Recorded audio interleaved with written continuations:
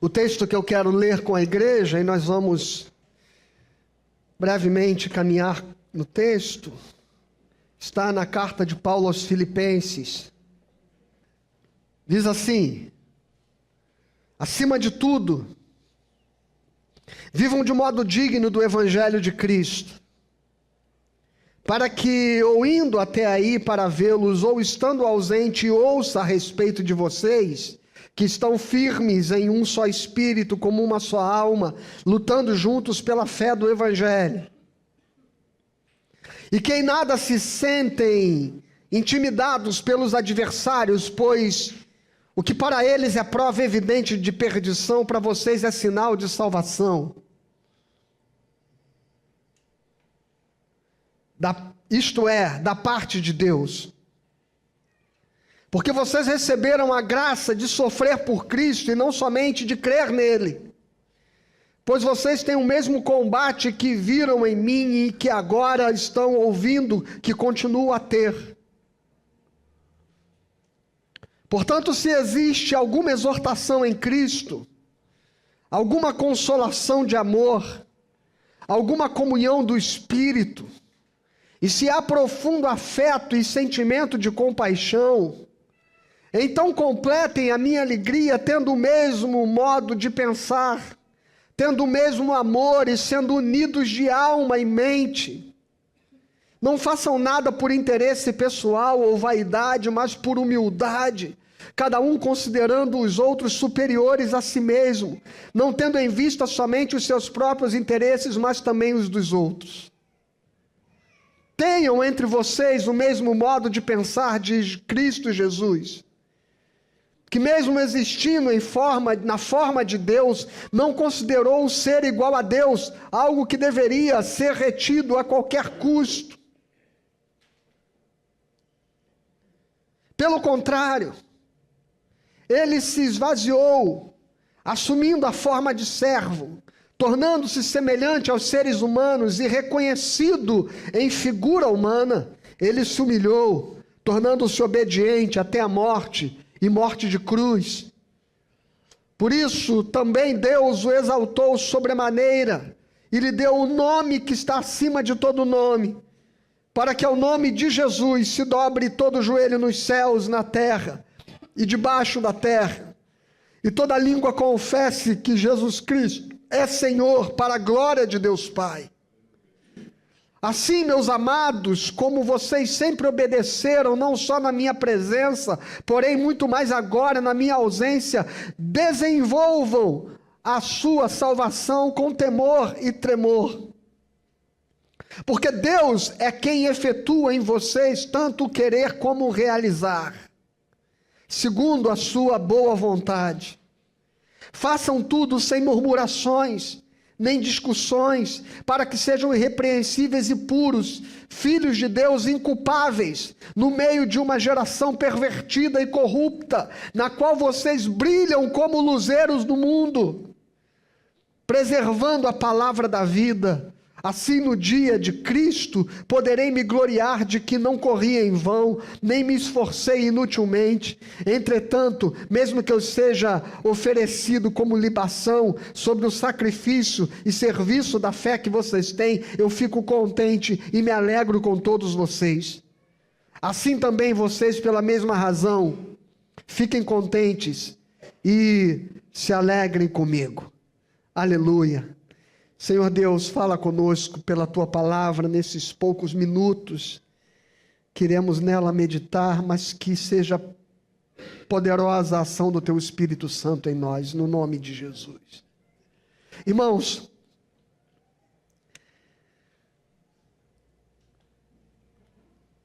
desde ontem, vou dizer assim, porque eu tinha um outro texto programado para pregar hoje pela manhã e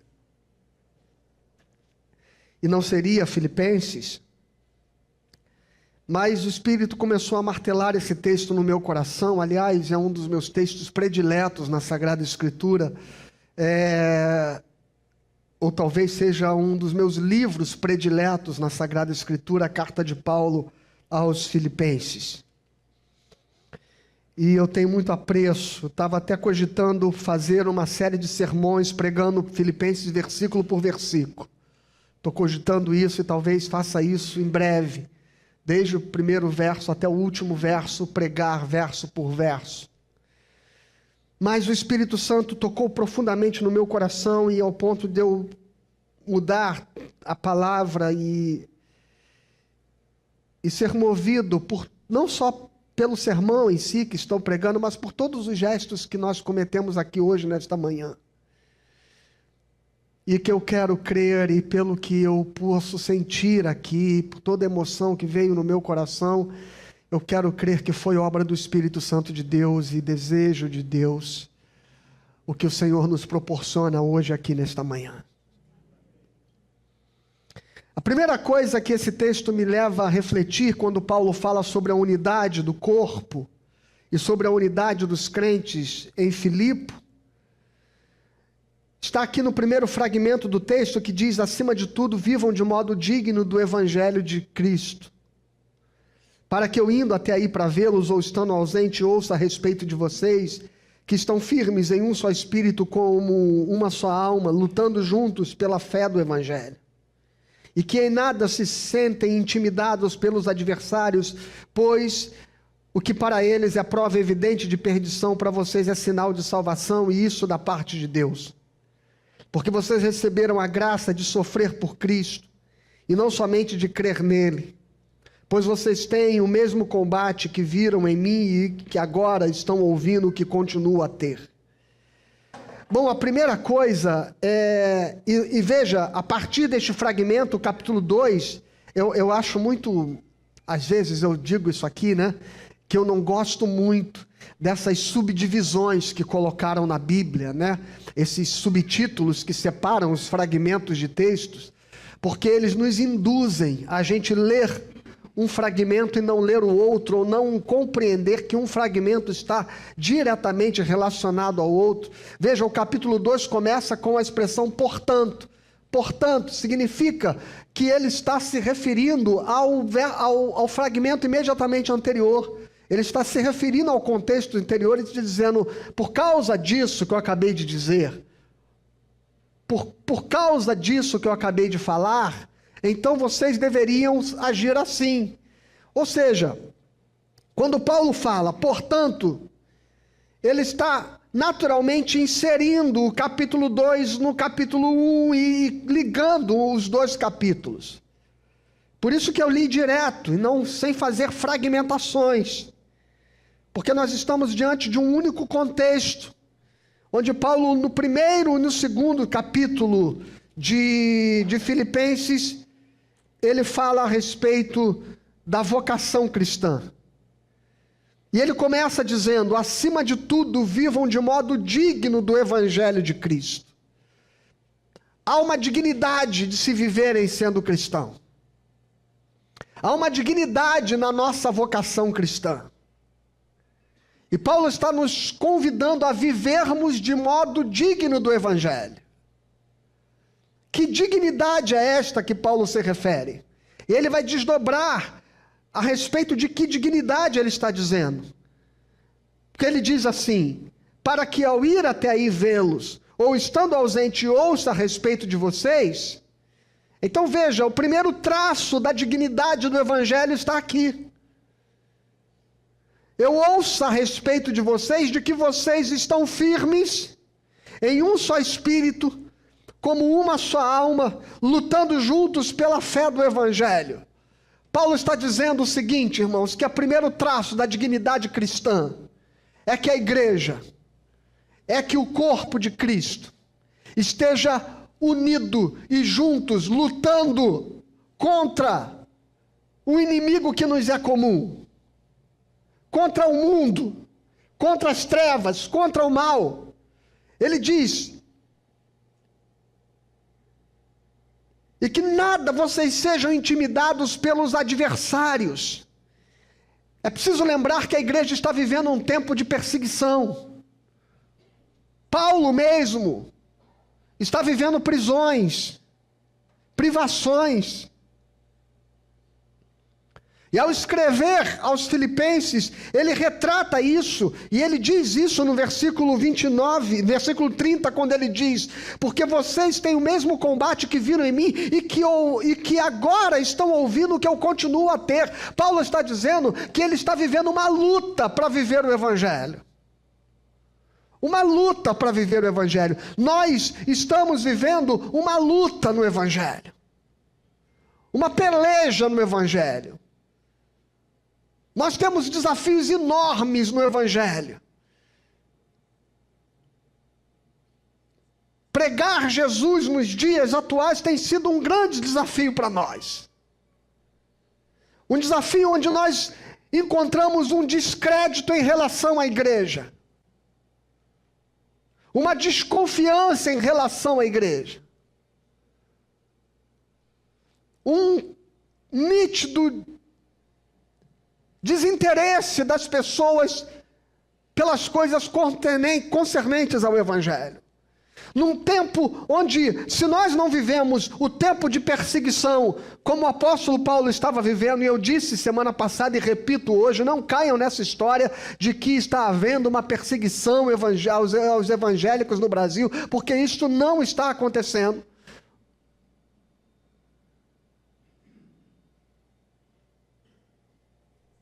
Nós temos liberdade de culto, nós temos liberdade de expressão, nós temos liberdade de nos reunir, nós temos todos os direitos da igreja preservados. E não há nenhuma perseguição à igreja evangélica ou à fé cristã no Brasil, senão aquela produzida pela rejeição das pessoas que cada vez mais se sentem desacreditadas e desesperançadas na igreja por causa dos traços que a igreja tem demonstrado, que não tem a ver com a dignidade do Evangelho.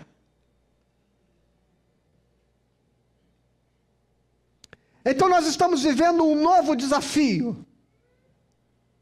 Um desafio de nós defendermos uma fé que tem sido questionada a partir da própria experiência que a igreja tem revelado ao mundo.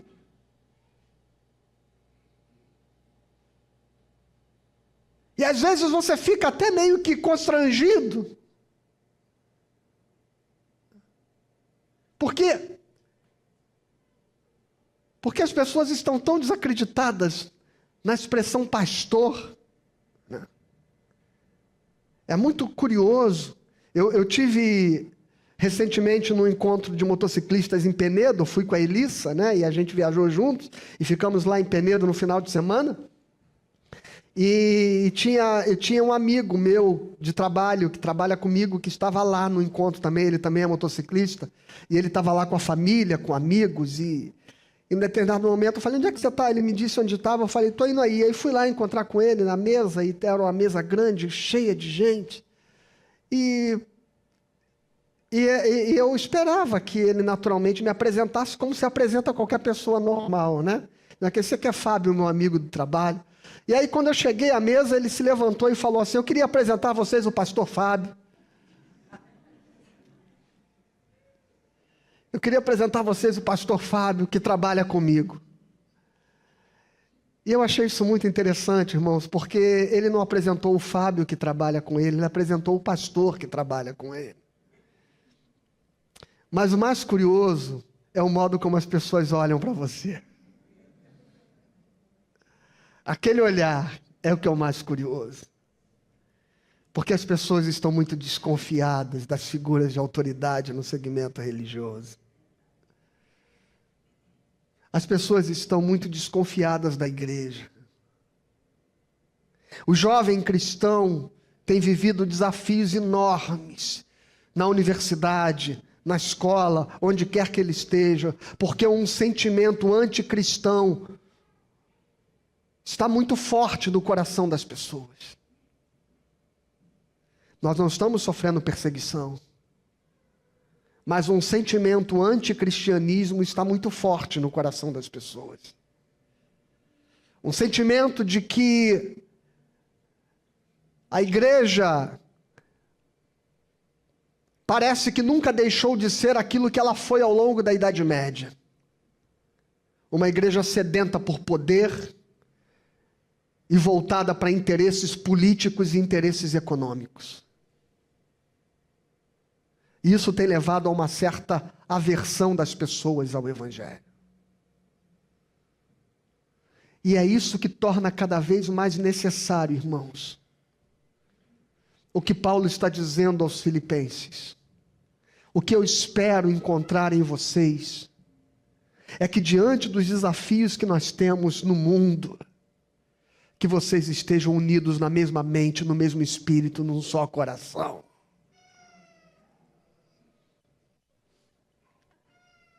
Que vocês brilhem. Veja, olha essa frase que ele diz aqui, ela é muito poderosa. Porque vocês, verso 29, porque vocês receberam a graça de sofrer por Cristo, e não somente de crer nele. Não, este momento de desafio da igreja não é algo que nós devêssemos lamentar. O apóstolo Paulo, ele não está convocando e convidando a igreja para um momento de lamento. Dizer, nós somos perseguidos, nós somos rejeitados, as pessoas desconfiam de nós, as pessoas não querem mais ouvir a respeito da nossa fé. Não é uma opção de lamento que o apóstolo Paulo está apresentando, mas ele diz, vocês foram agraciados. Olha só a mudança de perspectiva. Vocês foram agraciados com a oportunidade, com o privilégio. Pedro repete a mesma frase lá na sua epístola, quando ele diz, vocês devem glorificar a Deus por terem sido achados dignos de sofrer os mesmos sofrimentos de Cristo Jesus.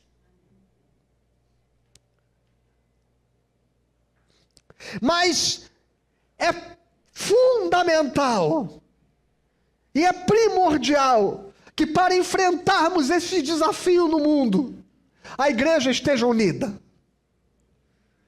Para o casal cristão enfrentar os desafios do mundo, para a família cristã enfrentar os desafios do mundo, para o jovem cristão enfrentar os desafios do mundo, é fundamental que nós tenhamos um alicerce, um porto seguro, um lugar que nos sustente, que nos mantenha, que nos acolha, que nos fortaleça e, sobretudo, que nos ajude a renovar no nosso coração a esperança todos os dias. E este lugar é a igreja do Senhor Jesus Cristo. O apóstolo Paulo então está dizendo o seguinte: nós temos um inimigo e ele não pode estar dentro de nós, e ele não pode ser uns contra os outros, ele não pode ser baseado em nossas divisões. Nós temos que estar unidos, porque o nosso desafio é o mundo em trevas que está lá fora, no qual, diz o apóstolo, vocês precisam brilhar como a luz. Nós temos que brilhar como a luz. Brilhar como a luz.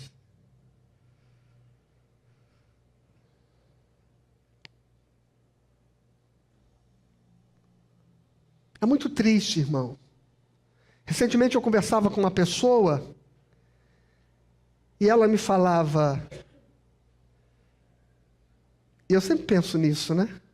E ela me falava de umas crises que ela estava vivendo relacionais na igreja. E ela disse, quando eu falo com a minha terapeuta a respeito disso, e quando eu falo com a minha amiga a respeito disso, e quando eu converso com o ciclano a respeito disso, todo mundo me dá razão, pastor. E eu disse, é lamentável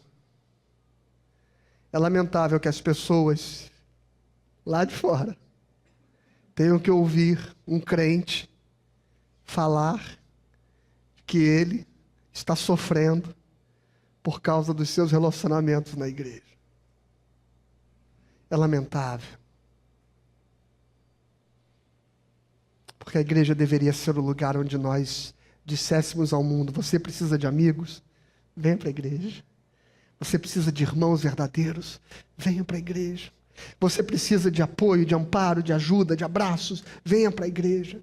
Você precisa de compreensão, de perdão, de gente que não te julgue, de gente que seja misericordioso, de gente que perdoe, de gente que peça perdão, de gente... Venha para a igreja. A igreja deveria ser o lugar onde a nossa vocação, segundo o Evangelho, eu vou repetir o texto de Paulo, acima de tudo, vivam de modos dignos do Evangelho de Cristo. A igreja deveria ser este lugar onde nós disséssemos para o mundo que tudo que eles não encontram lá fora, eles vão encontrar aqui, porque nós somos a unidade do corpo de Cristo Jesus.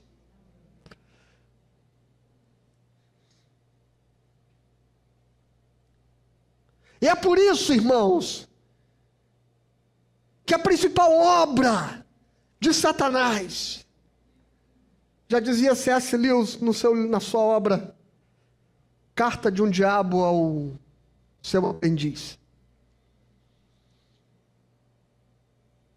é exatamente nos afastar uns dos outros. É exatamente não permitir que nós estejamos em comunhão.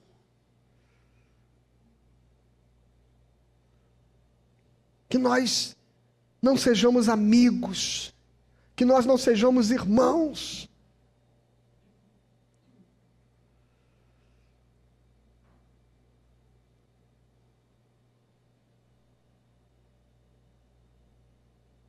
E é lamentável que as pessoas digam que estão encontrando afeto, comunhão e acolhimento em outros lugares, mas que na igreja não.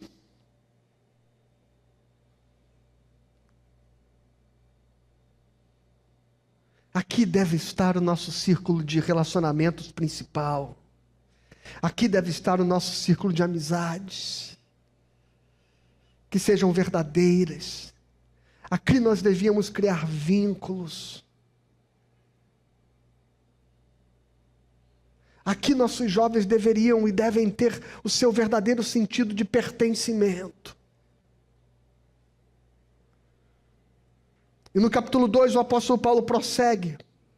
E veja, que coisa poderosa, irmãos.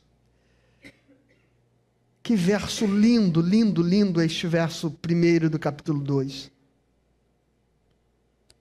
Portanto, se existe alguma exortação em Cristo, alguma consolação de amor, alguma comunhão do Espírito, se há profundo afeto e sentimento de compaixão, então completem a minha alegria. Veja, se existe alguma exortação em Cristo, irmãos, se existe exortação do Espírito Santo no nosso coração, se existe alguma consolação de amor, se o Espírito Consolador está em nós, se existe alguma comunhão do Espírito, se Ele é o vínculo da nossa paz, se há profundo afeto, a igreja tem que ser lugar onde haja profundo afeto.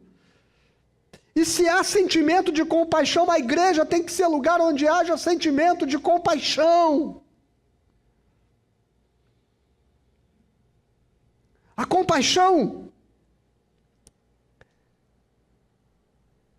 é o desdobrar da empatia.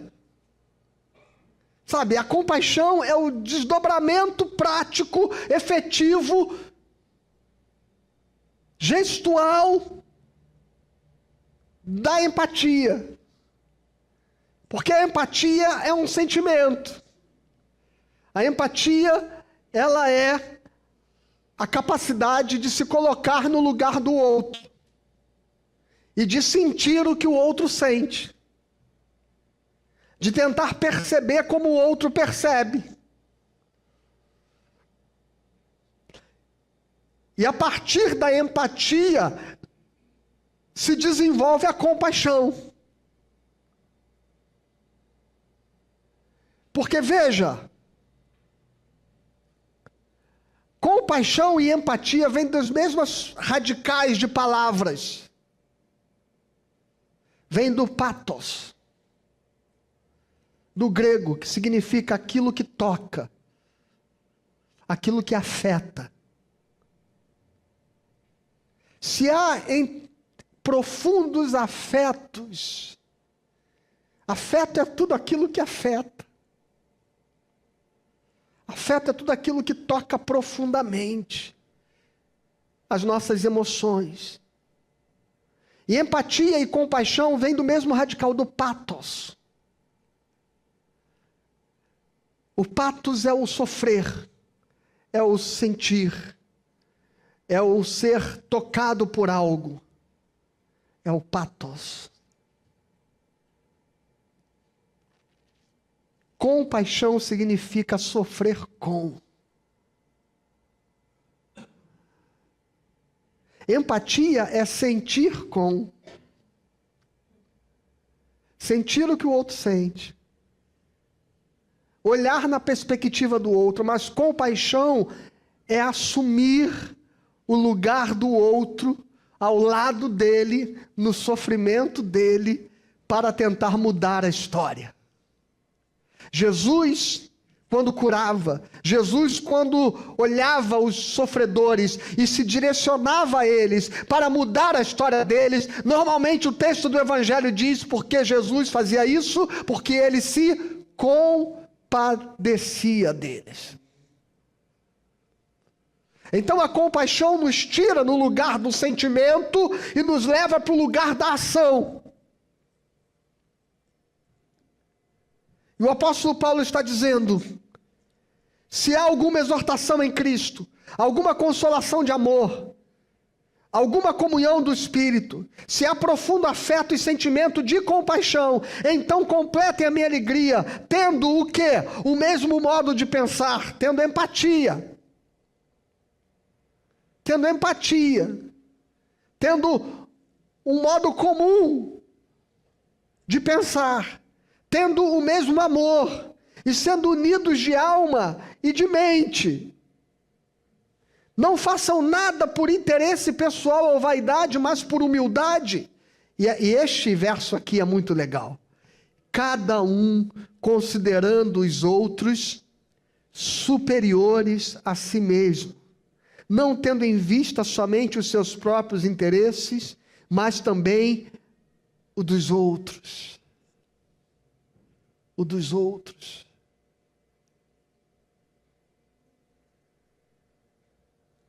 Chegava numa roda de conversa no trabalho, no outro dia, eu cheguei depois, e já estava rolando um papo. E aí, logo que eu cheguei, alguém disse assim: Fábio chegou. Fala aqui, pastor. Muito engraçado isso. Aí o colega dizia assim: eu estou dizendo aqui para o fulano que eu prefiro ter paz do que ter razão. Eu prefiro ter paz do que ter razão. E aí o fulano disse assim: eu discordo. Eu não posso abrir mão das minhas convicções. Eu não posso abrir mão daquilo que é certo.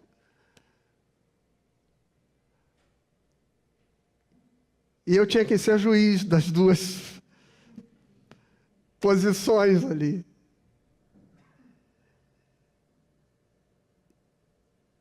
O que Jesus diz é que é mais importante ter paz do que ter razão. Olha o que ele está dizendo. Que cada um considere os outros superiores a si mesmo. Sabe, quem aqui tem chefe no trabalho? Quem aqui tem chefe? O povo CLT levanta a mão.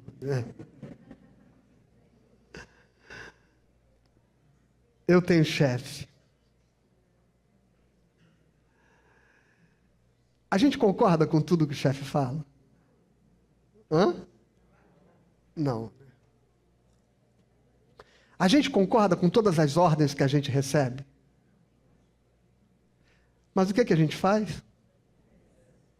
E por que a gente obedece?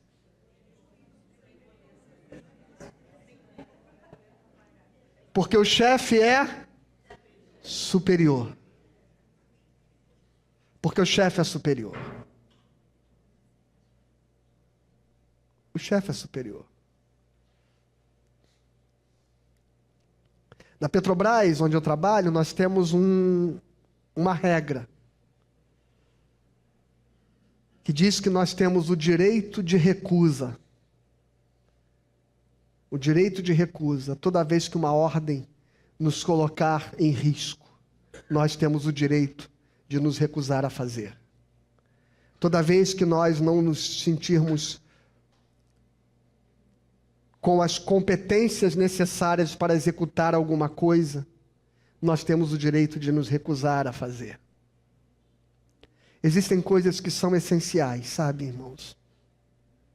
Existem coisas que são verdades das quais nós não podemos abrir mão. Existem coisas que são inegociáveis. Mas na maioria delas, o ditado que o pessoal da CLT certamente tem na ponta da língua, manda quem pode.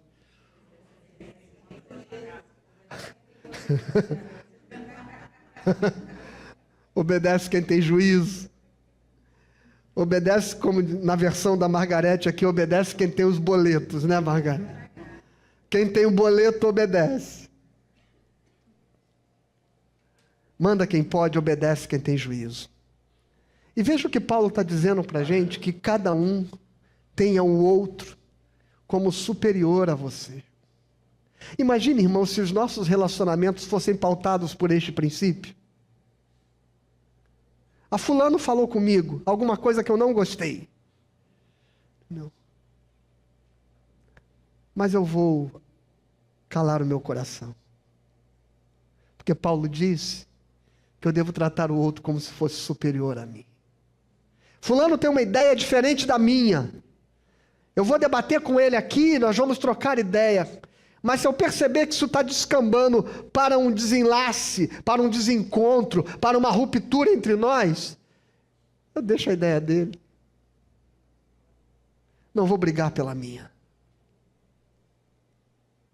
Eu quero a paz da igreja. Eu quero a paz do corpo. Eu quero a paz. Eu quero a paz.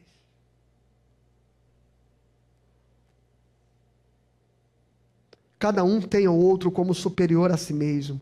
E para a gente caminhar para o fim, o apóstolo Paulo diz: tenham, eu estou no verso 5 agora, tenham entre vocês o mesmo modo de pensar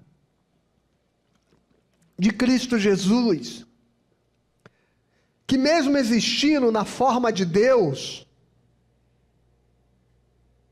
não considerou o ser igual a Deus algo que ele deveria reter a qualquer custo.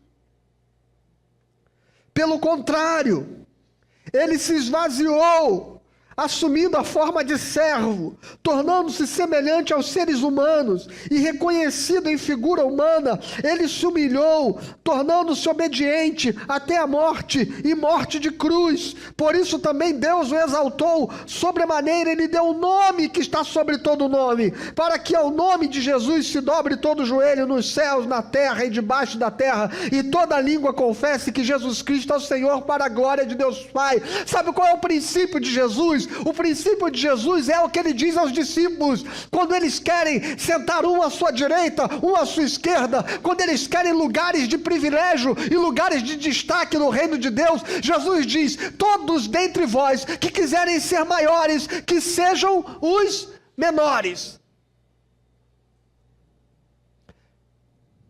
Porque mesmo o Filho do Homem não veio para ser servido, mas veio para servir. Portanto, irmãos, nas relações cristãs nós deveríamos viver sobre este princípio, que eu vim para servir, que eu vim para servir. E se eu tiver clareza que eu vim para servir, eu não vou disputar, brigar com ninguém a respeito das minhas ideias, das minhas crenças, dos meus projetos, das minhas vontades. A atitude de cada cristão individualmente deveria ser: como eu posso ajudar? Como eu posso ajudar?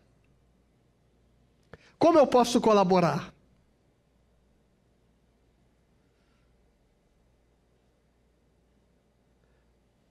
Sabe, eu não faria desse jeito. Mas já decidiram que é assim que vai ser? Como eu posso ajudar? As relações mudam.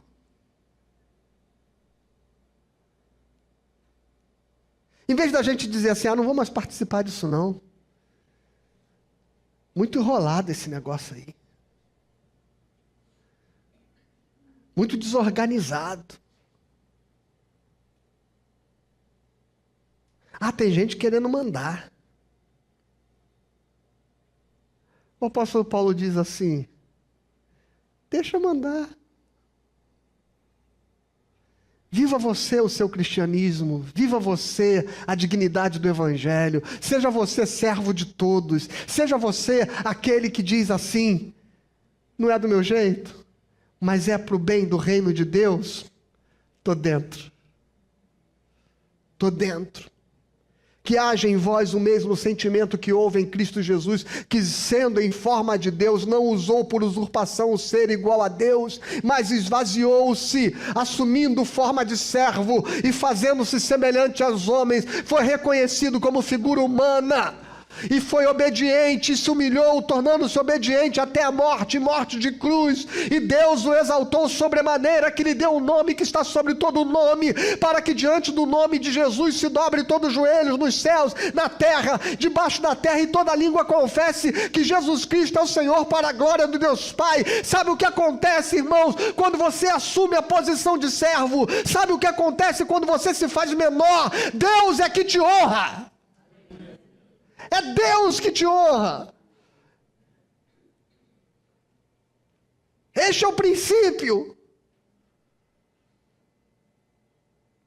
Não é o louvor dos homens, não é o reconhecimento dos homens, mas é o Senhor que te honra. É o Senhor que no seu coração vai encher a sua vida de regozijo, de um sentimento de realização, sabe? Que não existe nada melhor do que um sentimento de realização, de você fazer alguma coisa, participar de algo e depois se sentir realizado. Esta é a honra que Deus nos dá, a capacidade da gente se sentir útil, da gente saber que aquilo não teria acontecido se eu não tivesse colaborado. Esse é um sentimento de orgulho que enche o nosso coração, e que é Deus que preenche este lugar na nossa vida. E não importa se não falarem o meu nome, não importa se não disserem que fui eu, não importa se na hora que falarem o nome de todo mundo esquecerem o meu, porque é o Senhor quem me exalta. Não é a glória dos homens que eu busco, mas a glória de Deus. E Deus o exaltou sobremaneira, que lhe deu um nome que é sobre todo nome. Tenha em vós, eu repito o que Paulo diz no começo, tenha em vós o mesmo sentimento que houve em Cristo Jesus, que sendo e existindo de um modo igual a Deus, não usou por direito, por usurpação, o ser igual a Deus, mas esvaziou-se. E o fragmento final diz, verso 12, assim, meus amados, como vocês sempre obedeceram, não só na minha presença, porém muito mais agora na minha ausência, desenvolvam a sua salvação com temor e tremor, porque é Deus quem efetua em vocês tanto o querer como o realizar, segundo a sua boa vontade. E façam tudo, sem murmurações, nem discussões, para que sejam irrepreensíveis e puros, filhos de Deus, inculpáveis, veja, inculpáveis no meio de uma geração pervertida e corrupta, na qual vocês brilham como luzeiros no mundo. Aleluia. Lembra que na contrição eu dizia que aquela santidade pessoal, quando a gente se acha que se tornou melhor porque a gente deixou de fazer isso e fazer aquilo, ela é importante, mas não só ela. Que nós deveríamos buscar a santidade relacional. É disso que esse texto está falando. Quando o texto nos diz, para que vocês sejam considerados inculpáveis no meio de uma geração pervertida e corrupta, Veja, o que nos torna inculpáveis no meio de uma geração pervertida e corrupta vamos conjugar aqui o texto, fazer tudo sem murmuração nem discussão, para que sejam irrepreensíveis e puros filhos de Deus. Então, se nós fazemos as coisas sem murmurações e sem dissensões e sem discussões, nós nos tornamos inculpáveis no meio de uma geração pervertida e corrupta, porque o mundo, irmãos, o mundo vive a ética e a lei do cada um por si. O mundo vive a ética de que farinha pouca, o meu pirão primeiro. O mundo vive a ética da meritocracia, que vencem os melhores, que os melhores se sobressaiam, e que cada um lute por si, que cada um faça por si mesmo, e não espere que ninguém faça por si. Na igreja, nós não vivemos a ética do mundo, na igreja nós vivemos a ética do reino de Deus.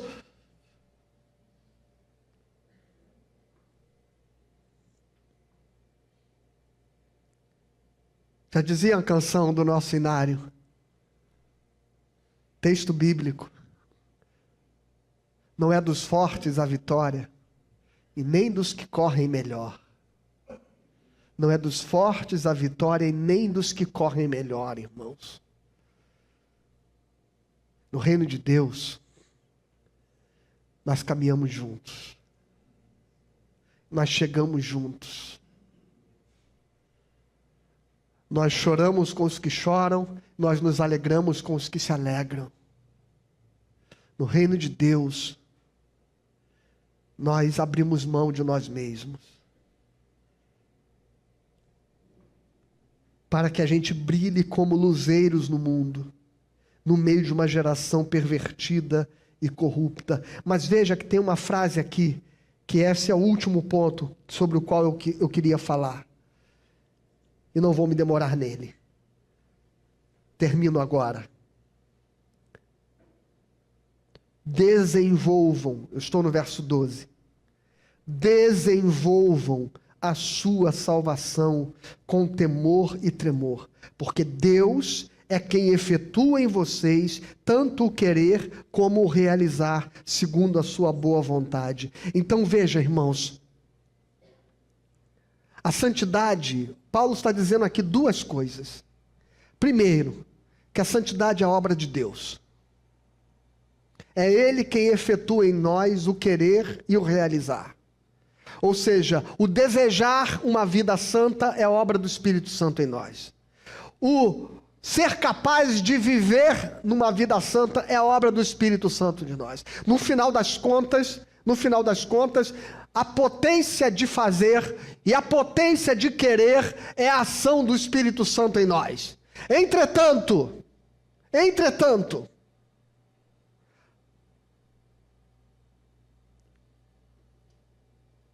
a capacidade de deixar com que aquilo que o Espírito Santo colocou no nosso coração como desejo,